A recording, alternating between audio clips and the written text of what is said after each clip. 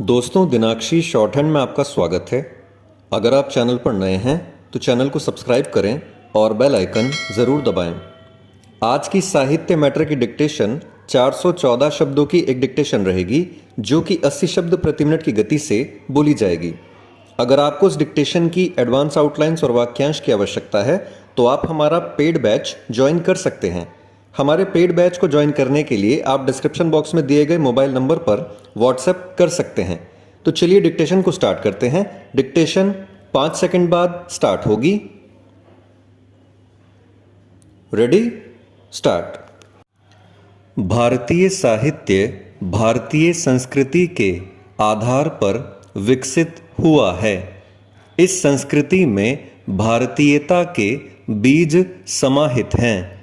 जब कभी भी भारतीय अपनी पहचान का व्याख्यान करने को उत्सुक होता है, उसे अपने जोड़ से जोड़कर देखना चाहता है।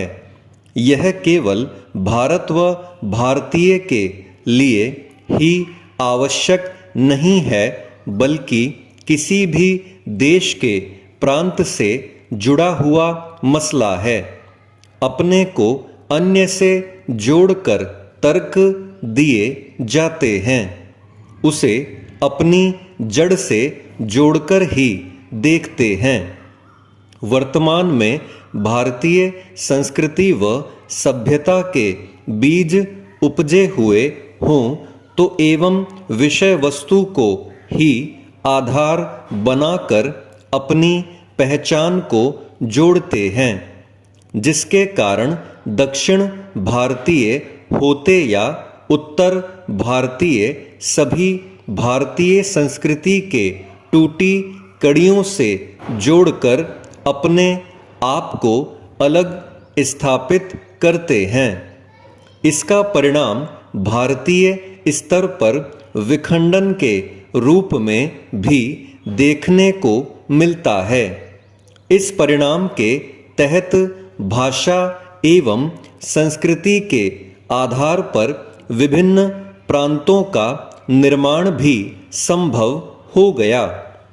यदि यही विखंडित समाज भारतीय संस्कृति के मूल से जोड़कर अपने को देखते हों, भाषाई एकता भी बनती और क्षेत्रवाद का काला धुआं जो भारतीय आकाश पर मंडरा रहा है, उसकी उत्पत्ति ही संभव नहीं हो पाती।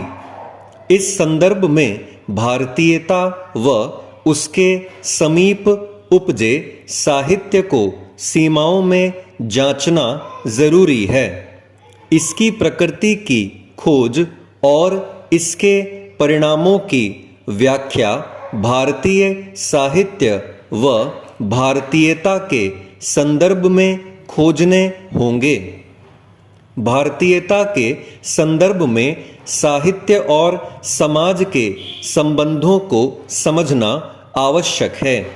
साहित्य का जन्म समाज में ही संभव हो सकता है, इसलिए मानवीय संवेदनाओं को हम उनकी अभिव्यक्ति के माध्यम से समझ सकते हैं। यह अभिव्यक्ति समाज और काल में अलग अलग रूपों में प्रकट हुई है।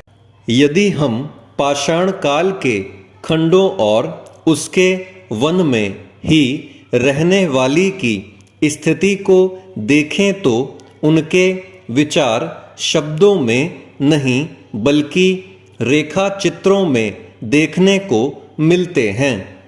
कई गुफाओं में इन समाजों की अभिव्यक्ति को पत्थर पर खुदे निशानों में देख सकते हैं। इन रूपों में उनके जनजीवन में घटने वाली घटनाओं को प्रदर्शित करते नजर आते हैं। उनमें शिकार करते आदि मानव को देख सकते हैं, जो जीवन यापन के साधन हैं। उन चित्रों में हल चलाने वाले किसानों की अभिव्यक्ति नहीं मिलती।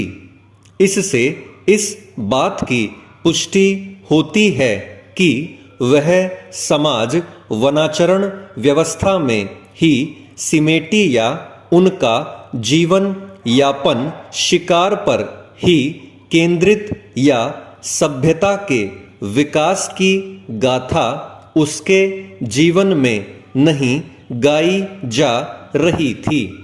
लेकिन समय की पहली धारा में जो प्रभाव देखे जाते हैं वह सभ्यता के रूप में गिरे पड़े टूटे फूटे प्राप्त ऐतिहासिक खोज में देख सकते हैं। स्टॉप।